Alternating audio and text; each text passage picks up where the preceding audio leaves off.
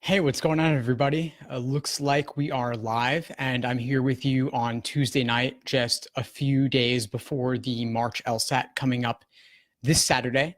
So I thought that I would kick things off by sharing some last-minute LSAT prep advice for those of you taking the LSAT in just a few days from now.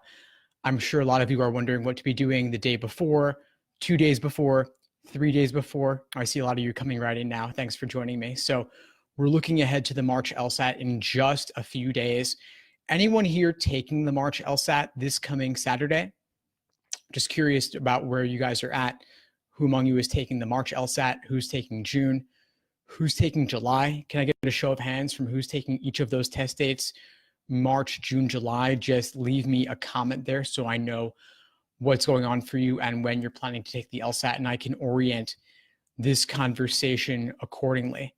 So for anyone taking in March, I'm hoping to share some words of wisdom, some advice for those of you taking March, and then I'll shift gears and look ahead to June, July, and beyond. We've got a lot of stuff going on in June and July with the transition towards the digital LSAT. So tonight, I'll be sharing some advice on which of those test dates to take and why I think that you should actually consider taking both June and the July LSATs. And even if you are taking March this coming Saturday or this coming Monday, I'm still going to recommend that you go ahead and consider June and July as well, because March is pretty late in the cycle. And so I'm hoping that if you are taking March, that you're taking it with an eye towards applying this fall, rather than finishing off this cycle now, because it's pretty late right now. Let's say we're already at the end of March. If you are looking to start law school 5 to 6 months from now, the issue you're going to face is that the competition's a little bit tougher and there's not as much scholarship money available to you towards the end of the cycle. On the flip side, if you apply at the beginning of the cycle this fall with your March test date, your June or July test dates, or even a September, October, November test date, it doesn't matter. As long as you're applying this calendar year, there are going to be more slots available to you, and there's going to be more scholarship money open to you. And so I wouldn't suggest trying to rush it and get it all done this cycle with the March LSAT. Some people will even take the June LSAT and still apply this cycle with it. There are some lower tier law schools that will take those scores, and even a couple of higher tier ones too. But again, not as much scholarship money available. And so for that reason, again, I would suggest taking it a little bit later and applying for the following cycle, not this current one. But now that a few of you have joined me today, I'm going to jump right in and start off by sharing some thoughts on test day prep whenever you're taking it, just with an eye towards the final week or so. So I've got in mind here some notes to help guide me in this conversation, what I consider to be 7 of the biggest LSAT test day mistakes. And I've grouped them into 2 major categories. One is stress reduction, because test day stress and anxiety are huge factors in leading to what I consider to be test day score drops. And I want to help you avoid those as much as possible, of course. The other category is kind of silly stuff, careless mistakes, things that shouldn't get in the way, but often do. And it's kind of funny. Even if you know the content cold, even if your accuracy is solid, there are a couple of little things that can lead to one of those test day score drops, and I want to help you avoid those. So I'm going to jump right in. I'd say the biggest thing for those of you taking the LSAT this Saturday, coming up just a few days from now, is overemphasizing the importance of this particular test date. Too many people are registered just for the one LSAT ahead of them. So those of you taking March, you might be registered for this exam and this exam only. But what that does is it leaves you to place far too much emphasis on the value of that particular LSAT score. I had a great meetup last night with a bunch of you here in New York, and I was talking with one gentleman who's taking the LSAT this Saturday, and he was stressing out about it. He knew the content well. He was actually scoring in the low 170s, and I was really proud to see that. But he was saying that anxiety and stress were eating him up. And I said to him, you know, it really isn't that much money to register for yet another test date. It costs about $190 to register, and of course, it's free if you have a fee waiver. But either way, if that test registration could give you peace of mind, let's say you're going for March, but you register for June or July in addition, what that does is it takes a little bit of the heat off of you just going for March alone, because you know you have those backup test dates ahead of you. So don't think it's all about this one test. No, you can take it again in June or July and beyond if you need to. And if you can afford it, even just getting that registration taken care of now, having it booked, knowing that no matter what happens, you do have June and July ahead of you, will help you remember that it's not all about this one test. While the LSAT as a whole is extremely important, no one test date in particular is especially important. So know that, especially with the LSAT being offered more and more frequently all the time, we've now got 9, 10 test dates a year. There are plenty of opportunities to retake just around the corner. There's always another test date just a month or two away. The next thing I want to help you think about is, in terms of stress reduction, is letting go. I don't want you to get stressed about or get stuck on one particular question or even a section when you've already moved on. So let's say you're on game 4 and game 3 gave you a lot of trouble. It's eating you up. You want to be able to let go of what happened on game 3 and move on to game 4. And of course, that's easier said than done. But remember that you've bubbled in your answers. You flipped the page. It's not going to help you, of course, to think about what's going on with game 3 if you're not actively working on it. This is where mindfulness and focus come in. You want to train yourself to focus on the task at hand and let go of what came before. It's easier said than done. It takes some practice, but even just now with only a few days remaining, I want to encourage you to set aside even as little as 3 to 5 minutes a day, just focusing on your breath, focusing on the task at hand. Whenever your mind wanders, acknowledging it, admitting that it happened to yourself, because it's okay, it's natural. But the moment of recognition that your mind wandered, the moment when you bring it back, that's the same muscle memory. That's the same strength you can bring to task when it comes to letting go of a previous question and moving on to the following one. Which brings me to the third stress-related technique that I want to help you with to reduce your stress, is to avoid getting bogged down on tough questions. It's natural, but you don't want it to be the end of the world. Typically, when I'm going through a timed logical reasoning section, I'll actually skip 3 to 5 questions in the section, even me, and I do well. I got a 175, but I'll still skip 3 to 5 tough questions in the moment because I don't want to get bogged down on them. I know that I'm throwing good time after bad, and I really don't want to risk getting stuck in a kind of LSAT quicksand because it's tough. It's not easy. And these lengthy questions are worth the same as the shorter ones. Everything's worth just 1 point. But if a question is taking up half the page, if it's an incredibly lengthy parallel question or principal application question or something on a difficult topic like philosophy or science, where I know that I'm not likely to make a lot of headway in the moment, what I'll do is I'll flag it, I'll skip it, and hope to come back to it later. And by the time I get to the end of the section, I'll typically have 3 to 5 minutes remaining, and I'll be able to use that time to go back and handle the 3 to 5 questions that gave me the most trouble. Those of you just coming in, do me a favor, leave me a comment letting me know when you're taking the LSAT and what's giving you trouble, and I'll try to orient this conversation around that. Now, I wanted to move on a bit to some of the silly stuff that can get in the way. One of the biggest stupid mistakes or silly things that I see people do is they walk into the test center with a government ID that does not match the name on their admission ticket. Maybe there's a misspelling on one of the two. Maybe someone got married and changed their last name. Any and all of those things can actually get in the way of the proctors letting you into the test. It's silly. It's ridiculous. Obviously, your photo matches. Everybody knows that. But rules are rules. The proctors are very much by the book, by the letter of the law, kind of like future lawyers. Haha. And so what you want to do is you want to double check that now. Go online, go on LSAC's website, and check that your government ID matches exactly what's on your admission ticket. And if it doesn't, reach out to LSAC now, call them, email them. Their email is lsacinfo@lsac.org. Reach out to them and try to get that solved and squared away now. It's Tuesday night now. You still have 3 full business days to solve this issue. And so make sure you do it now. Don't wait till the last minute on Saturday morning when it's already too late. The other silly mistake I see really often is waiting till the end to bubble. Proctors will usually give you a 5-minute warning, but they don't always give you that 5-minute warning. They're humans too.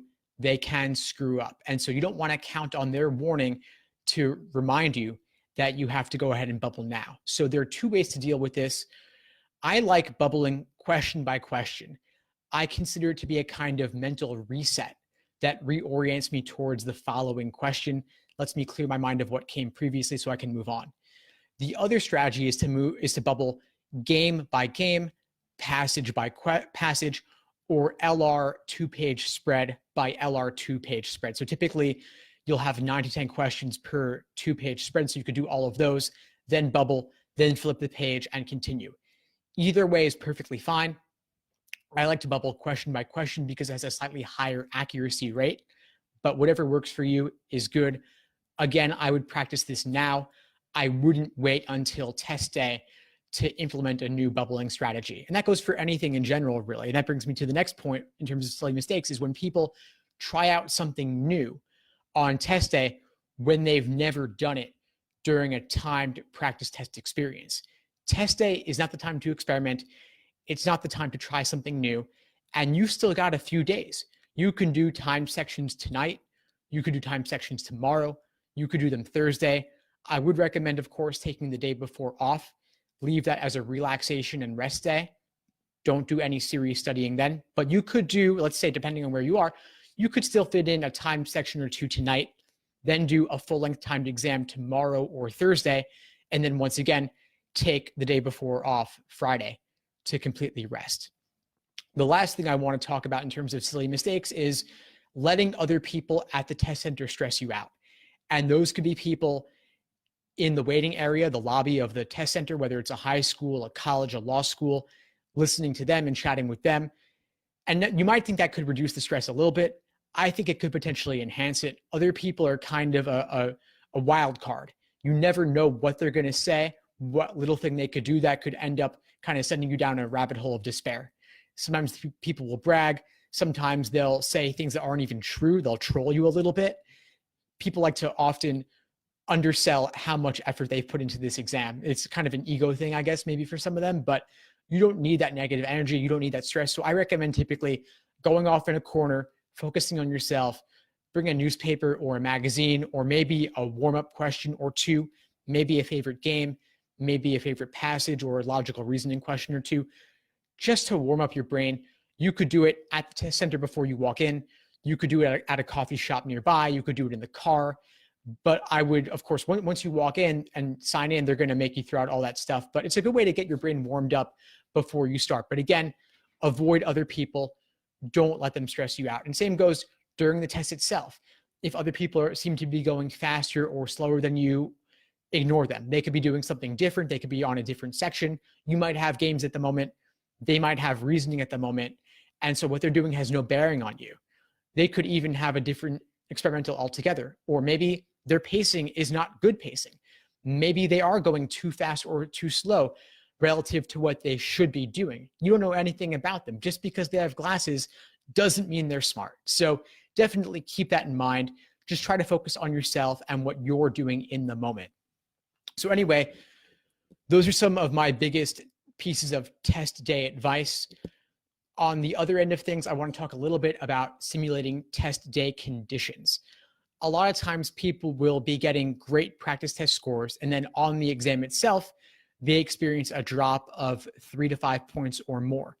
And that could be due to stress and anxiety, but it could also be because the practice tests they were doing were not under realistic conditions. Sometimes in the comfort of your own home, you might be a little bit generous with the timing. You might give yourself breaks. You might go, instead of 35 minutes, go to 40 minutes. You might not be bubbling during that 35-minute period, or you might be snacking or taking a break between sections 2 and 3.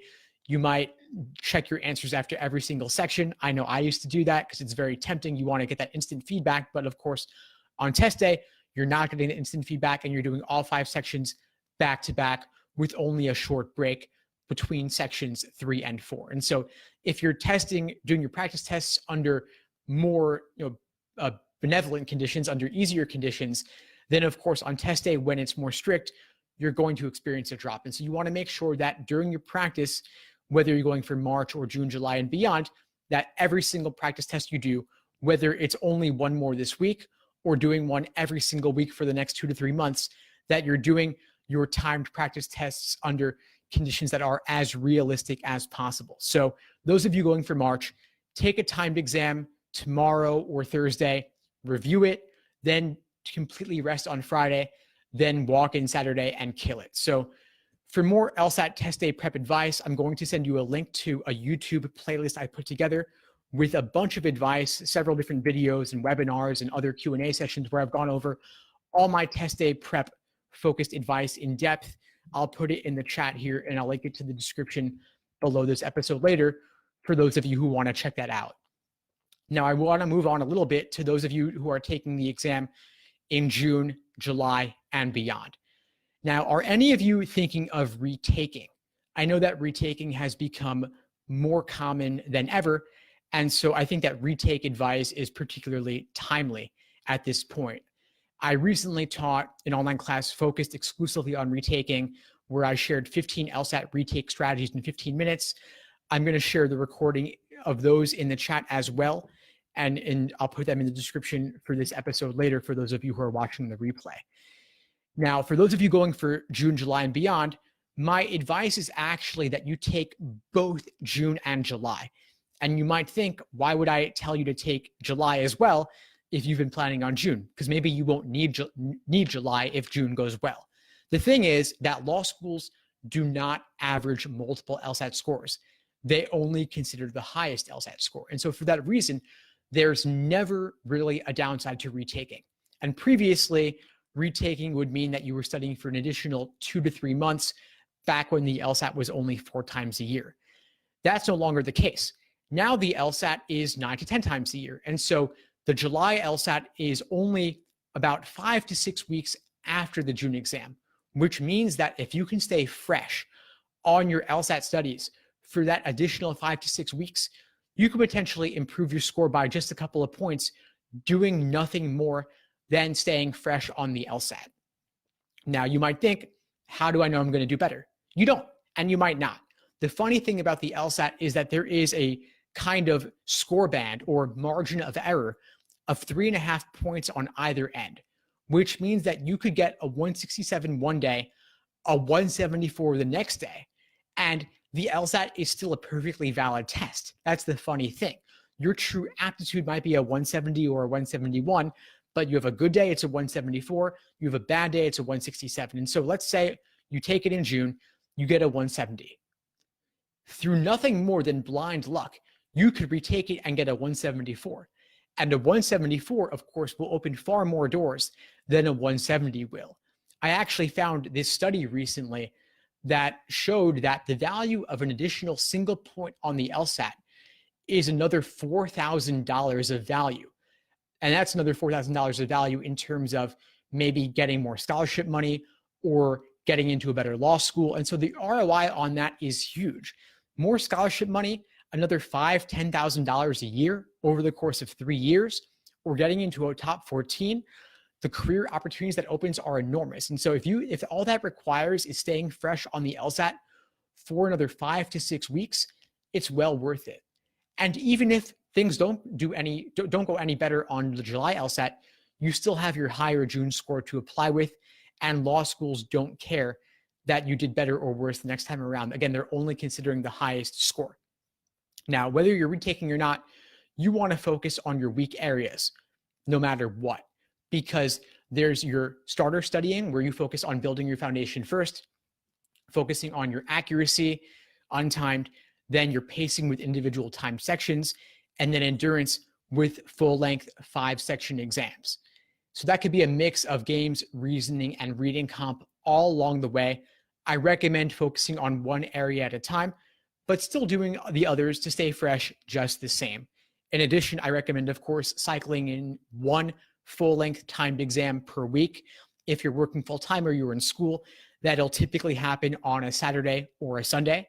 Then you spend the remainder of the weekend reviewing it. And then throughout the week, you do a timed section or two here or there. You do some foundational work, maybe reading an LSAT textbook, maybe reading some articles on my site, watching some YouTube videos, listening to some podcasts. But the most important thing of all is going to be detailed review of everything you got wrong and had difficulty with. A lot of times, students will review only the questions that gave them trouble, only the ones they got wrong, but they forget about the ones they got right. A lot of times you're down to 2 and you're guessing, and it's 50-50, of course. But let's say you got 10 of those 50-50 wrong, the other 10 you got right. If you just mark them off as right and you move on, you're not actually gaining anything from what you did there, because there is something to be learned, because it just as easily could have gone the other way next time around. So I want you to review everything where you have even the slightest glimmer of doubt, because the LSAT does repeat itself again and again and again. This is not a test of content. This is a test of pattern recognition. And so if you are falling for a question that exhibited a particular pattern or a particular trap, you're in trouble. You want to make sure that you're spotting what exactly that pattern was, what that trap was in the method of reasoning, in the stimulus, or in the question stem, or in the answer choices. And you want to review it and understand it in depth so that you don't make the same mistake again. There's a review process I want to quickly summarize for you here. And that involves determining whether your misunderstanding in the question was in the stimulus, talking about logical reasoning, or in the answer choices, or in the question stem. Now, if your mistake was in the stimulus, then of course you need to more thoroughly understand the method of reasoning. You want to break it down. You want to paraphrase it. You want to put it in your own words. Maybe you want to explain it to a friend. Maybe you want to explain it to an LSAT tutor or friends in a study group. Maybe you just want to write it out by hand, or maybe you want to type it out. Maybe you want to post it on a forum, but forcing yourself to articulate it, to take it out of your head and speak it out into the world, or put it down on paper, make it physical in some way, I think is really important, because it's too easy to look at the answer key or look at an explanation and say, oh, I get it now, and then move on. That's not where the growth comes from. The growth comes from actually thoroughly understanding exactly what you got wrong and why. What trap LSAT laid for you. That's the only way that you're going to avoid making that same exact mistake in the future. And it's not fun. It's grueling.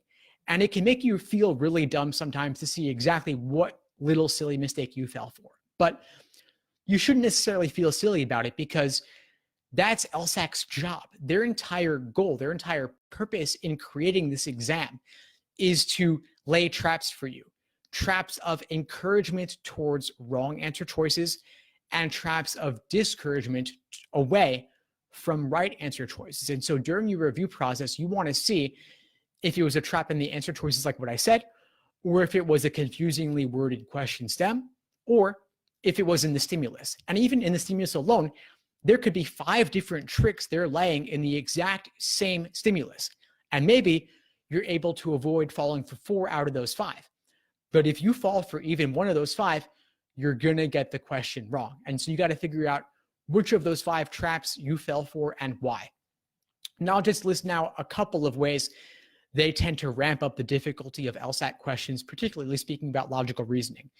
They might require you to link together multiple conditional statements, and they might not lay out those conditionals in a clear logical progression.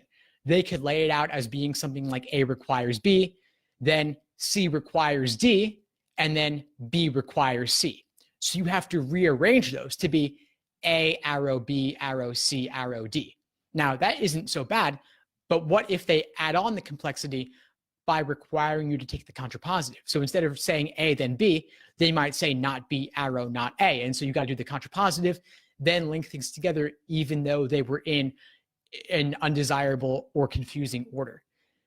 Then to the next level, they could include words like unless, except, until, and without, which are not clearly necessary condition indicators or sufficient condition indicators. There's something else altogether. And so lots of manipulation that you have to do. And then, of course, there's also the topic. It could be on science. It could be on philosophy. It could be some sort of counterintuitive method of reasoning. One of my favorite recent examples of this is actually from an older exam, but I've been bringing it up a lot lately. It's from test 38, section 4, question 18 or 20, something like that. But it's about a doctor who is a smoker and wants to ban smoking in public places. And you might think that's a very strange situation, because why would a doctor be smoking? Doctors are supposed to be healthy, right? That's our expectation. But in reality, doctors are not necessarily exhibiting perfect behavior. Doctors do sometimes smoke, and that's just their behavior, so be it. That is permissible in the real world, even if it's not what you'd expect. Then secondly, this doctor who was a smoker wanted to ban smoking in public places. This is very strange, because why would a smoker want to ban smoking? You'd think that a smoker wants smoking to be permitted everywhere. But just because that's what you'd expect, that doesn't necessarily have to be the case. And so these strange or unfamiliar methods of reasoning could very well occur. And so you've got to be very careful to spot each and every one of those things. Anyway, let's see what else. So let's say you're going for the June or July LSATs 2 to 3 months out. If you are working or in school, like I said, you're doing maybe one-timed exam on the weekend and then lighter studying during the week. I'd recommend typically 10 to 20 hours per week for those of you who have other obligations. And that's reasonable. That's enough. Don't feel like you have to burn yourself out. This is a marathon, not a sprint. And that is especially true for those of you who are not working or in school, those of you who are fortunate enough to be studying full time.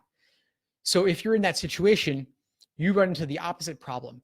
You're not in the situation where you have to carve out time before work, during lunch, or after work. If you are studying full time, you really do run the risk of burnout. And so in that case, what I want to do is I want to make sure that you're orienting everything else in your life around your LSAT prep, but you're still carving out time for what you need. So maybe you wake up at 7 or 8 o'clock in the morning, you shower, brush your teeth, eat breakfast, work out. Then you study maybe from 9 a.m. till 12 p.m., take a break for lunch, then study again from 1 to 4 or 1 to 4:30. That is enough. That's 6 to 6.5 hours of studying. That is more than enough.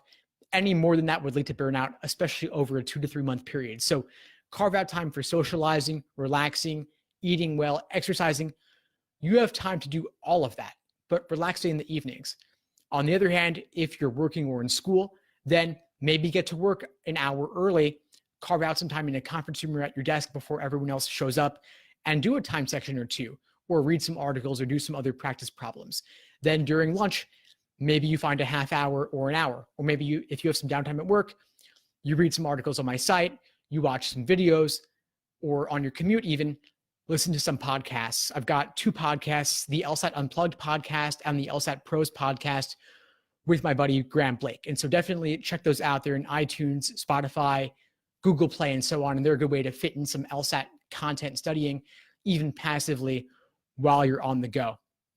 Now, no matter what your situation is, I want you to take this exam seriously. I want you to treat it as if it were a 6-credit class or as if it were a part-time job. It's serious, and I find that a lot of times people get discouraged because they don't really realize just how grueling this exam is. For so many of us, myself included, this exam ended up being a lot more than we expected. You know, like many of you, I thought I'd be able to do it in 2 to 3 months and be done with it, especially because I was good at school stuff. I was good at academics. And I thought that I was going to rock this exam. But then lo and behold, I take my first diagnostic and I got a 152.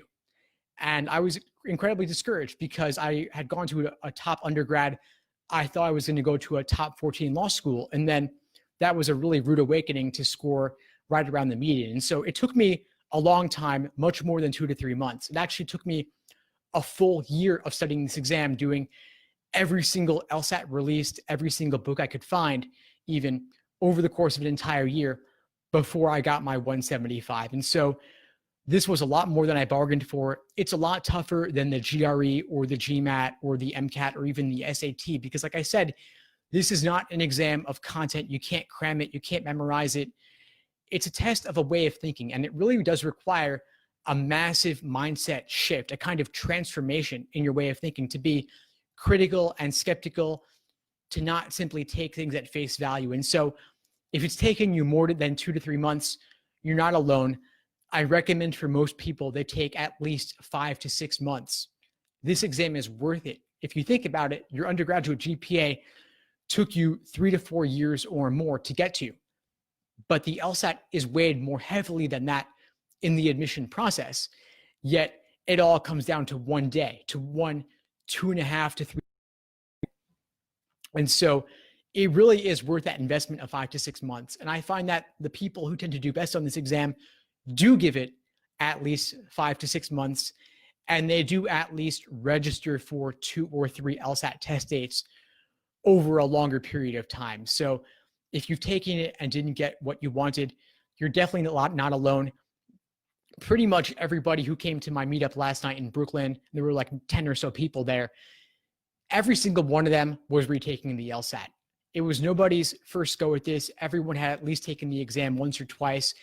And I can see from my email list, I can see that people have been on my list for 3, 4, 5 years or more, continuing to study for this exam, especially if you're working or you're in school or you have a family. Those other obligations, they really can eat up a lot of time. And so if they've required you to postpone your test date or to withdraw or delay, that is the norm. It's becoming more common than ever, especially since law schools do not average multiple LSAT scores. There really is little reason not to retake if you think you could do better. And law school admissions is conducted on a rolling basis. And so you can always take it again and apply later in the cycle. I know I said earlier that you don't necessarily want to apply at the end of the cycle, and that's true. But at the same time, law schools are keeping applications open for longer and longer periods to see who else comes along. And so if you do apply at the end of the cycle or you do have a longer timeline, that's perfectly okay and normal. And so to help you structure your studying, I've got some LSAT study schedules here. I'm going to link for you in the description for this episode here in the chat. If you want, I've got week by week ones, I've got day by day ones to help you orient your study for any study timeline from 1 month through 7 months. And I've also got retake schedules as well. Now, I'm wondering, for those of you taking in June and July, your level of knowledge or awareness about the digital LSAT. Has anyone looked at the digital LSAT familiarization tool? It's kind of an interesting little gadget they have there, doing it on a tablet. And it's at familiar.lsac.org for those of you who haven't checked it out. It's kind of worthwhile to play around with there. I'll just type it in the chat for you all. It kind of walks you through what the tablet format is like. It's definitely worth checking out. It's definitely different than what I expected it to be. And I think that one of the biggest things about it that struck me as being kind of surprising is that you cannot draw freehand on the digital LSAT, even though it's a tablet. And I kind of always thought the entire point of a tablet is that you can draw on it the way you would on a piece of paper, but on the digital LSAT, you can't do that. So be aware that if you're taking the LSAT in June, it's going to be paper and pencil guaranteed, just as it always has been. The only thing digital about the June LSAT will be the writing sample. The writing sample on the digital LSAT will be separate. You won't be doing it at the test center. You'll be doing it separately on your own time later that day or in the coming weeks or months. Keisha, I saw you took the pilot. I'm curious if you could share your thoughts with that in the chat, just what it was like for you, because I know that some people have had kind of mixed results with it. But starting in July, like I said, the digital LSAT, the LSAT will be going digital. Half of test takers will get the digital format. Half will get the paper and pencil format. LSAC chooses for you, and you don't get any advance notice at all. So I wouldn't want to personally be in that situation, but for those of you who are a bit more tech savvy and tech comfortable than I am, maybe that's not a big deal. But I do want you to know that you're going to be walking in, maybe getting the paper, maybe getting the digital. And so if that is you, if that is your situation for July, then I would suggest getting a tablet of some kind. LSAC is using the Microsoft Surface Go, so you could get that, but a more affordable option would be the Samsung Galaxy tablet, which is like a couple $100, maybe $200-300. And that's a lot of money, of course, but it really is a drop in the bucket if it gets you even one more point on the LSAT by helping you feel more comfortable with what the digital LSAT will be like.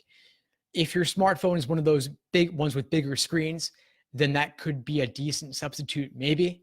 So play around with it. The digital LSAT familiarization tool is mobile friendly, so you can do it on an iPhone, on a Samsung, on one of those Google Pixel phones, on any kind of tablet, and you can also try it out on web desktop as well.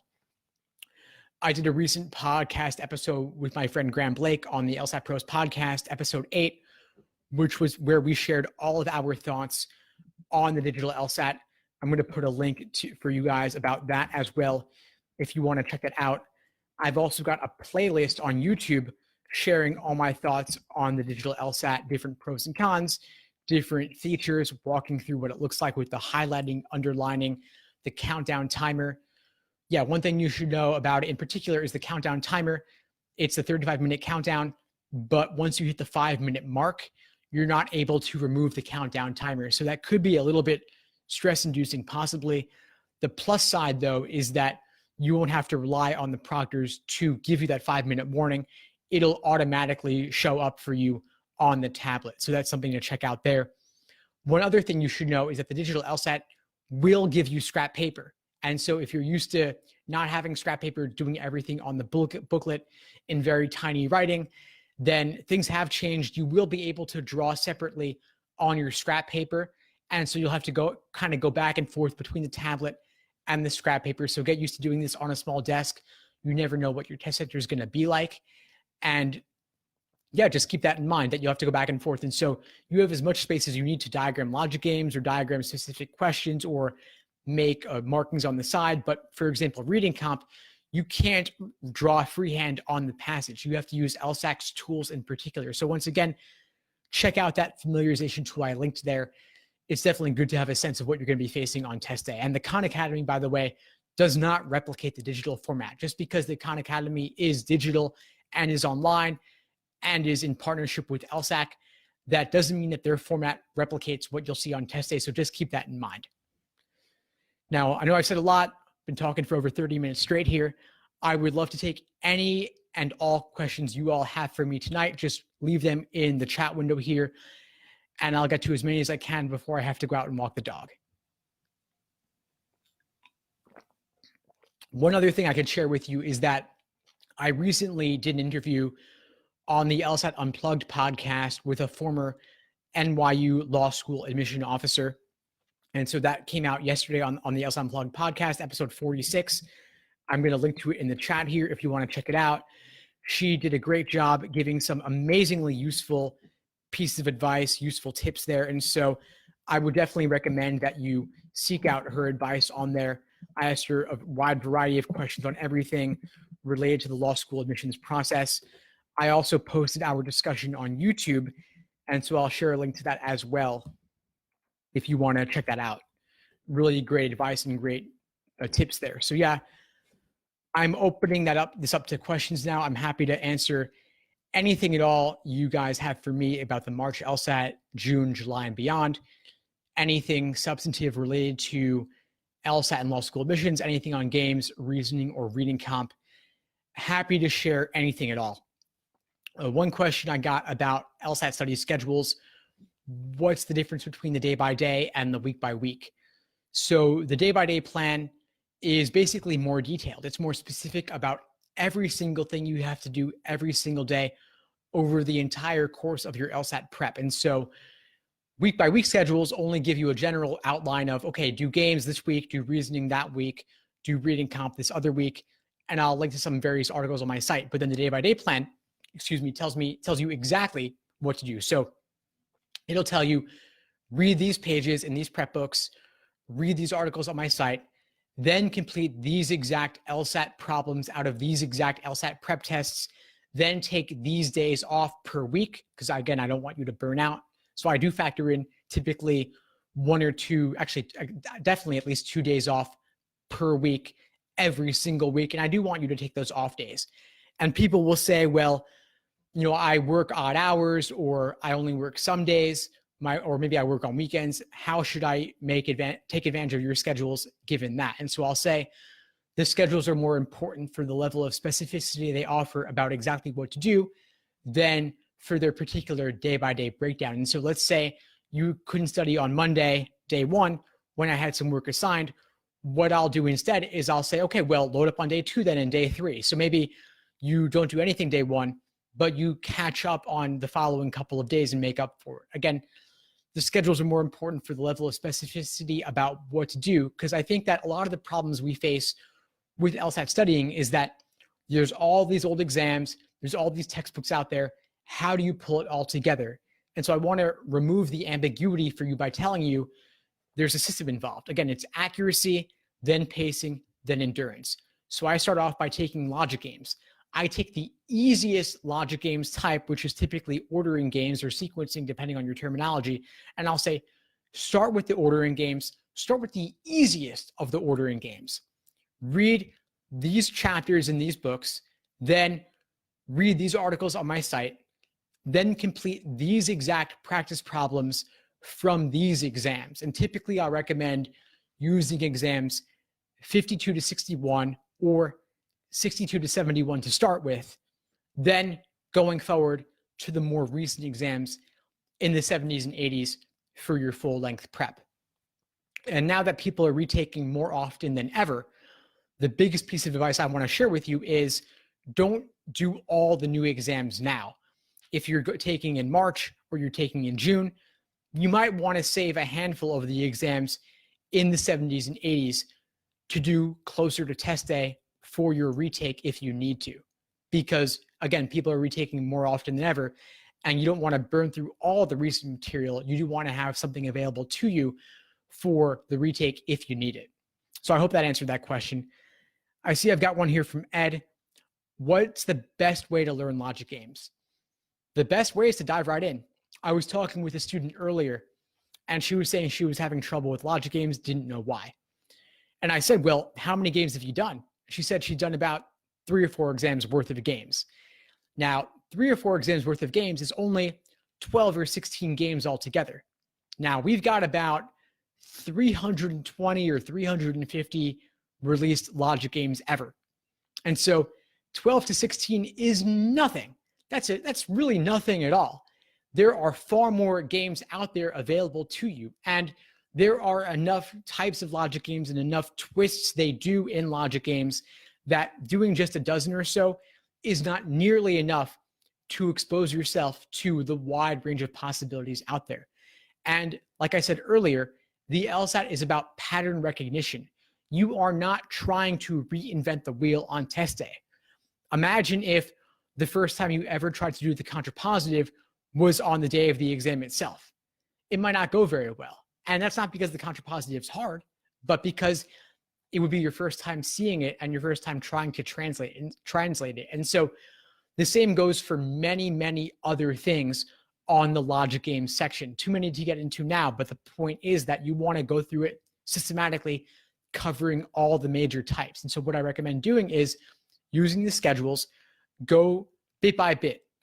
Easiest ordering games, then medium difficulty ordering games, then the toughest ordering games. Then you go on to grouping. Do the easiest grouping games, the moderate grouping games, then the difficult grouping games, then the combination games, then the rare games, then the curveball games. So you do them by type. I have categorizations of all the logic games on my site. And once again, they are linked in the study plans. So once again, I'm giving you the link to the schedules, the study plans, if you want to check them out, where I really do break it down bit by bit. Then the next thing I'll say is you want to redo logic games multiple times. Doing the same game 3 times, 5 times, 10 times, it's not too much. Back when I was studying for the LSAT, the most recent book of exams was exams 29 to 38, which makes me feel really old because we're now at exam number 86. But the benefit there was that I was using that same book of exams again and again and again, both while I was studying myself and then while I was teaching the exam to others in the early years of my career. And so I had the chance to do these games in the 30s hundreds of times, literally hundreds of times. I did the same games again and again. And it was crazy. I knew the games cold like the back of my hand. But the benefit was that I started getting new insights into the games the more I did them. And so even my 10th attempt, my 20th attempt, my 30th time walking somebody through that game, helping them see the hidden insights, the hidden tricks that would unlock the game, I increased and deepened my understanding of those games. And so the redoing the games is enormously valuable. Now I want to make sure I get to some of these other questions here. Katie says, thoughts on the writing sample? Well, in general, I think the writing sample is not that important. So my advice would be don't focus on it. Law schools do not, of course, the writing sample is not scored, so law schools don't really care that much about it. Numbers really are the biggest factor in admissions. The writing sample is not really worth studying for. You could look at what sample one if you want, just to see what it looks like. But basically, you're given a dilemma or a choice between two things. You want to make an argument in favor of one of them and argue against the other, but still acknowledge the weaknesses of your side. So pick a side, argue for it, but be balanced and fair in your approach to your argument in favor of what you're choosing. One thing I can mention is that the writing sample is going digital in June, so you won't be doing it at the test center when your brain's fried. Instead, you'll be doing it from your computer, probably at home or at the library, and they'll be watching you with a webcam and a microphone, kind of like I'm being watched by all of you right now. And they're only going to look at the recording. In the event that something is off or they have concern over test security, they'll have you kind of hold up your ID in front of the camera to kind of show that it really is you doing it. But I think that's really more just to make sure that it is you completing it if they have concerns about someone's English fluency, especially if they're a non-native speaker. But I wouldn't really stress too much on the writing sample. I think that maybe law schools will look at it a little bit more than they used to, just because it'll be typed on the computer, so it'll be a bit more legible than if you had written it out by hand, again, when your brain's fried after doing 5 LSAT sections. But I wouldn't really stress too much about it. Justin's asking, will the September LSAT be administered all digital or half paper, half digital? Great question. So the July LSAT is kind of a transition period. It's unique in that that'll be the only time that half of students get digital and the other half get paper. So that's a one-time thing. The other thing that's special about the July LSAT is that they'll let you see your score before deciding whether to cancel. They're doing that kind of as an olive branch or as a bonus to help with the ambiguity and the stress of transitioning to the digital format. But I don't really think that's that big a deal because, like I said, law schools do not average multiple LSAT scores. And so for that reason, there's not really ever a reason to cancel unless something went astronomically wrong. In 99% of the cases, I would suggest not canceling. So I don't really think that aspect of July matters. But to directly answer the question, Justin, the September LSAT will be all digital. And so if you do want to do it guaranteed on paper, June will be your last chance to do that, assuming you're not taking the LSAT in March, of course. Now, Patricia's asking, when is all digital expected? Or Keisha was asking me, when's all digital expected? That was, of course, September, it'll be all digital. Patricia's asking, any idea if they'll reuse past LSATs for June or if it will be a completely new one? That's a great question. I'm honestly not sure. I think that since LSAC is, of course, administering the LSAT much more frequently than they used to, they are in a strange position where they do have to reuse a lot of old test forms. And so chances are probably that they will reuse an old test form, but the old test form that they reuse will be something that was also previously not released. And so you will not have seen that exam form before, unless maybe they administered it overseas in the past, or it was the Sabbath Observers Administration in the past. So it could have been a reused form, but it's not as if that exam has been a numbered exam that you can study, of course. That would obviously compromise the security of the exam altogether. And so it's not really that worth thinking about that much, in my opinion. Now, Patricia's also asking, how much time, a couple of months or weeks after we take the LSAT? Not sure entirely what you mean by that. You get your score back typically 2 to 3 weeks later. For the July LSAT, they're actually suggesting that they won't give you your results back even as soon as they typically do. So typically, you get your LSAT scores back about 3 weeks later.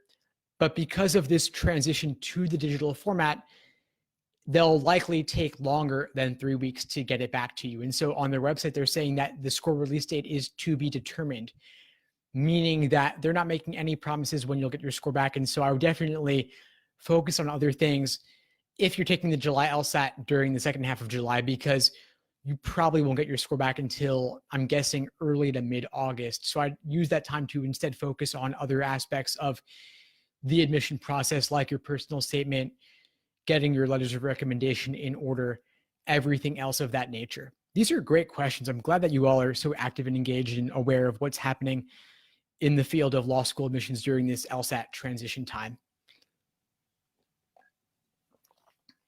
I'm curious how you all are thinking about the digital LSAT. Is this something you're looking forward to, something you're in favor of, or something that maybe you're not that much looking forward to?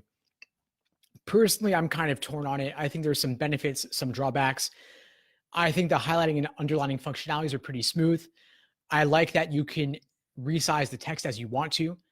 I like that on the reading comprehension part, they automatically highlight the line reference or the vocab word they're referring to in the passage, so you can automatically go exactly where you want to in the digital LSAT on the passage. I think that's kind of a cool feature. But again, like I said, I don't love the countdown timer. I think it's kind of stress inducing. Excuse me. And I don't like that you can't draw freehand on the tablet. And so my wish list for the digital LSAT would include allowing you to draw freehand on the tablet, to kind of draw freehand or draw loosely on it as you want to with the stylus. But, I think this is just version 1.0. I'm hoping that in the future, they'll take some of the people's feedback into account, work out some of the glitches for the next time around. I think this partnership with Microsoft has sped things up, of course, but I think there's still definitely some room for improvement. Let's see, Chester's got a comment here. I think digital's good. That way, we can gauge on what to do. And if you've got to take the test again. Yeah, I do think that digital is good in that way. My favorite thing about it is that you can flag questions very easily and see that if let's say you flagged question number 4 or question number 17, you can automatically click back to it. You don't have to kind of flip through all the pages, and then maybe you flip too far or not far enough, or you tear the page, or the proctors have a doubt about whether you're working on the correct section. So I do like that you can click around precisely to exactly where you want. I think it's kind of a cool feature. Marx is asking, do you have a timeline or steps regarding the admission process, like when to complete what? That's a great question. I think that my biggest advice on admissions timelines is take the LSAT early, so that you have chances to retake it if and when you need to. So if you're looking to take it in March or June or July, that's great. I'm glad so many of you are watching now and taking time out of your Tuesday night, at least if you're in the US, to devote this time to the LSAT, because you're early, assuming that you're applying this fall. You've still got, like 6 months or 5 months till applications even open. And so if you take it in March or June or July and it doesn't go well, you could take it again in September or October and still apply at the very beginning of the cycle. And in terms of the other stuff, I'd say letters of rec, request them soon. If you're still in college, request your letters of rec from your professors this semester, so they have all summer to work on it and you have all summer to harass them on it. And then, of course, you can follow up later. You can get those letters squared away, ready to submit at the very beginning of the cycle in the fall. Personal statements, I'd say work on it anytime over the summer, really work on it as a break from your LSAT studying. I think the best writing takes place over a long period of time. And so if you've got 2, 3, 4, 5 months to work on it, you have plenty of time to do a rough draft, put it away for a week or two, come back, revise it again, show it to friends and family, show it to people on Facebook, people on LinkedIn. I had a great discussion with a Columbia Law student who shared with me that she actually networked with alums of her law school, or her Gold Law School and her undergrad, on LinkedIn to ask them for feedback. And they actually gave her feedback on her PS. And so if you have a couple dozen eyes on it, that's a couple dozen tips and pieces of advice, suggested edits to help you review and revise it to make it as good as possible. So I think starting early with all of this stuff is a good idea. Same goes for optional essays and addenda, diversity statements, etc. I think overall, in terms of timeline, just get it all done so that by the time your scores come back, you're ready to go. And so if you're taking June or July, you'll still get your score back even before applications even open. So you'll have all of July, all of August to work on all of this stuff. And of course, you have that 3-week gap before you get your scores back to work on everything. And even that alone really could be enough. Let's see what else. And also, Marks, one last thing. On my website, if you go to the free stuff tab, there's an admissions portion where I actually have laid out precise timelines and study plans for the admissions side of things. So definitely check that out as well.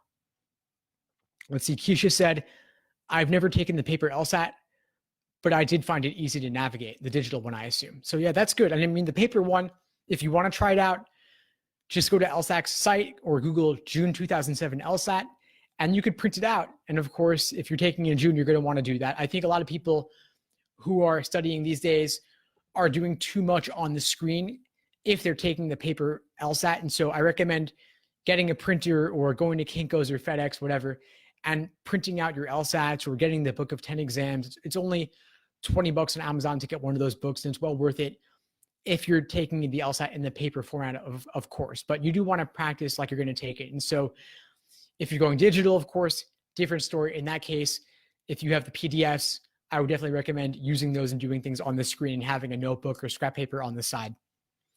And he's asking, how many times can you take the LSAT during a year? Is it as many as there will be LSAT exams? Great question. And it's changed. It used to be the case that you could only take the LSAT 3 times in a 2-year period. And I think that's because LSAC wanted to suggest that taking it too many times wasn't a good thing, perhaps. And that's also an artifact of back when law schools averaged multiple LSAT scores, in which case maybe you didn't want to take it too many times. But since then, of course, things have changed. Now law schools do not average multiple LSAT scores. They only take the highest. And so LSAC, maybe being a bit of a bureaucracy, they were slow to change their rules. And recently, maybe due in part to competition with the GRE, they've removed these restrictions and now allow people to take it as many times as you want. So the short answer, Ani, is that you could take the LSAT as many times as you want, as many times as they're administering it. You could take it 3, 4, 5, 6 times. I think taking it more than 6 times starts to look a little questionable, like maybe you're not taking it when you're ready. So it raises some questions there. But overall, I think taking anywhere from 3 to 6 times has now become totally normal. And so if you've taken it a couple times or you have a cancellation on your record, I wouldn't worry, no big deal. Since schools don't average multiple scores, it's definitely worth your while to retake it if you think you could do better next time around. Let's see, Jackie's saying, I'm considering studying for the LSAT this summer and want to take the exam in the fall. What are your thoughts and advice for seeking a private tutor?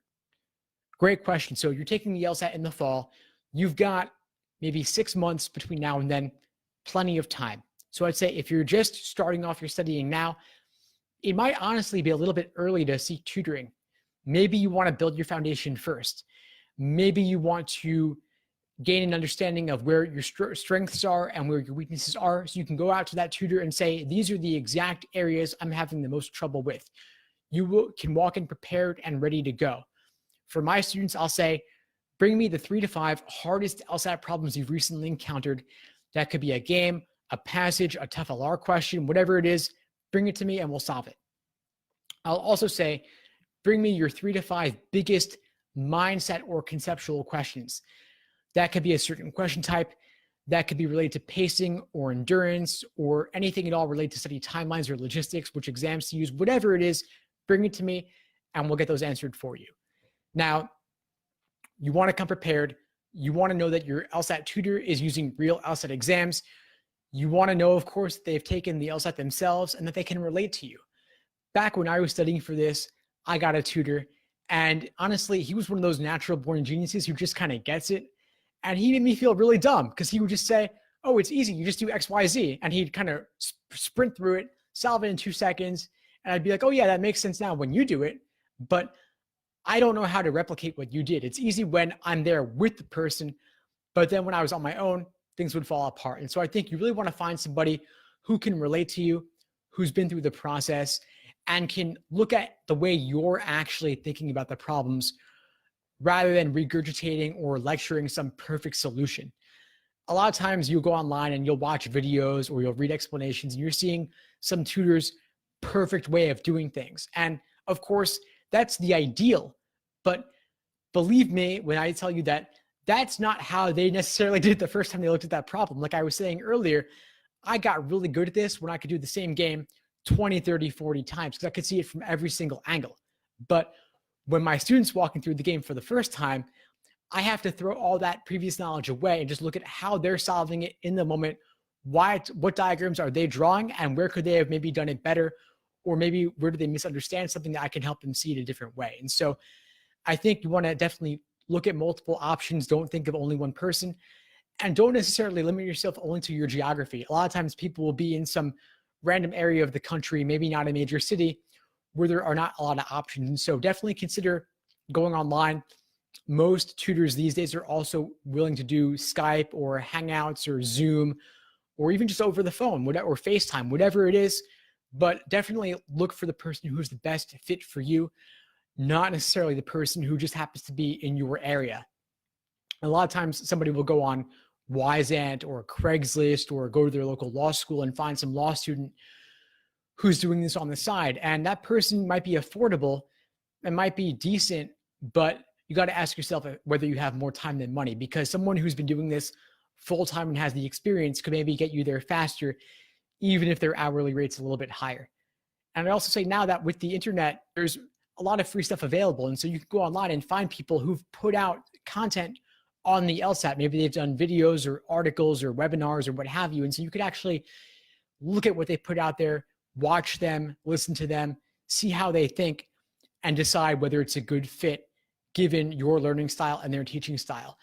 I was talking with somebody yesterday who was saying, well, why should I choose you over somebody else? And I'm saying, it's not my place to convince you. I work with people who want to work with me. And so look at my YouTube, look at my podcast, look at my articles, and then decide if it's a good fit. And this person hadn't actually looked at any of my stuff. And so I said, I'm not going to sit here and try to argue for why you should choose me. You know, I'm happy to work with you if it might be a good fit for both of us, but I don't need to work with you either. I want to make sure that we only pursue this if it's a good fit. And so look at all the free stuff first.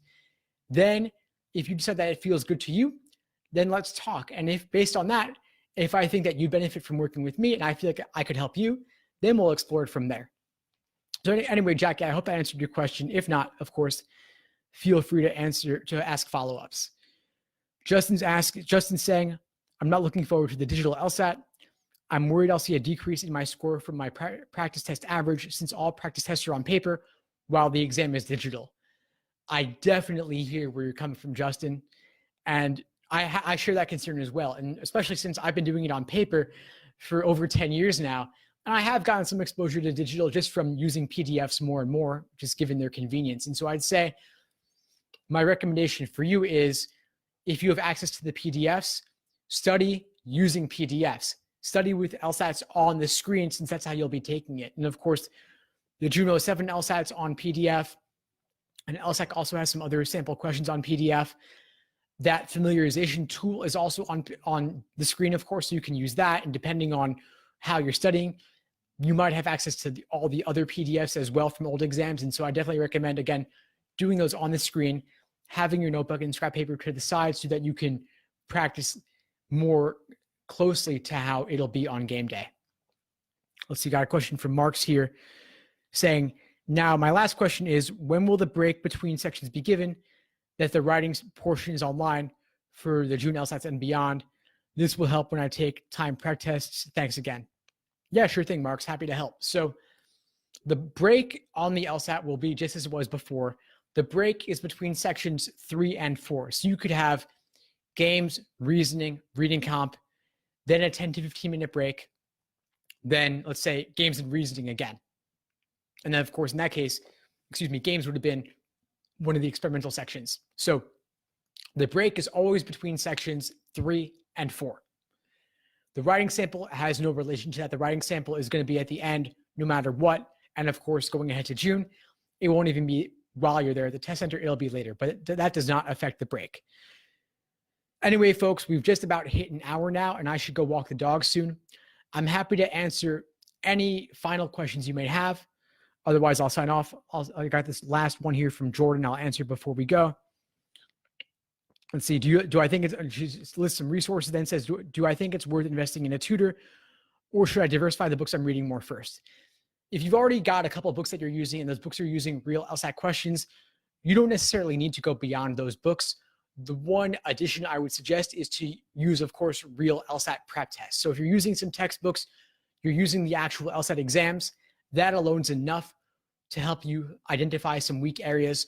Once you have found those weak areas, then I would say jump ahead from there, seek out the tutor, find your areas of concern, bring to your tutor, bring them the 3 to 5 hardest problems you've encountered and the 3 to 5 biggest mindset or conceptual questions that you have so that you can make the most of your time with them. Because otherwise, a lot of tutors will just start lecturing at you from square one, giving you the foundation on every aspect. But you don't want to necessarily hire a tutor to teach you the entire curriculum when you can read it in a book or watch it in videos for much, much less, or even free if you're using my YouTube channel, for example. So for that reason, I'd say ask them the sort of nuanced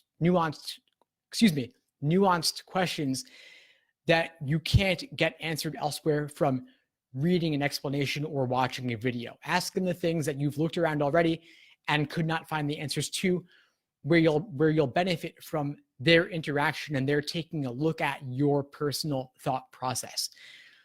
That's the biggest piece of advice that I could give, because over the years, I found too many people coming to me just kind of saying, I'm having trouble with games. What should I do? And that requires a little bit of parsing out what their thought process is. And so if they can find that out for themselves first, that's great. That saves us some time. If not, though, because I've been doing this for a while, what I'll typically do is I'll ask them some nuanced questions about different game types. I'll maybe have them walk through a game or two in front of me, or I'll have them record themselves doing a game, then send me the video, and I'll watch their pen on the page to see how they're doing it. And then maybe I'll see some areas where they could have solved it more efficiently. So I hope that answers your question, but I think that you've armed yourself well enough so far. And so I'd say that you're good to go ahead and seek out the additional help. Anyway, folks, it's been about an hour. I should go walk the dog. Anyway, I appreciate all of you for coming out here tonight and in making the investment in yourselves and in your LSAT prep to set yourselves up for success whenever you're taking the LSAT, whether it's March, June, July, or beyond. Please feel free to reach out if you need anything at all. You can email me at lsatunplugged@gmail.com. Please check out the YouTube channel at youtube.com/LSATblog, and also check out the LSAT Unplugged podcast on iTunes, Spotify, and Google Play, as well as the LSAT Pros podcast in addition. So anyway, folks, all the best to you on the LSAT whenever you're taking it. I'll be staying in touch with you via email and in the Facebook group, the LSAT Unplugged Facebook group, that is at facebook.com/groups/LSAT Unplugged, for future online classes and Q&A sessions and in-person meetups, both in New York and elsewhere. So again, thanks for joining, everyone. All the best to you, and take care. Have a good night. Thanks for tuning into the show. Please subscribe if you haven't done so already to be notified of new episodes as I release them. And feel free to reach out if you need anything at all as you move forward with your prep. I'm happy to help however I can. In the meantime, I'll wish you all the best and take care.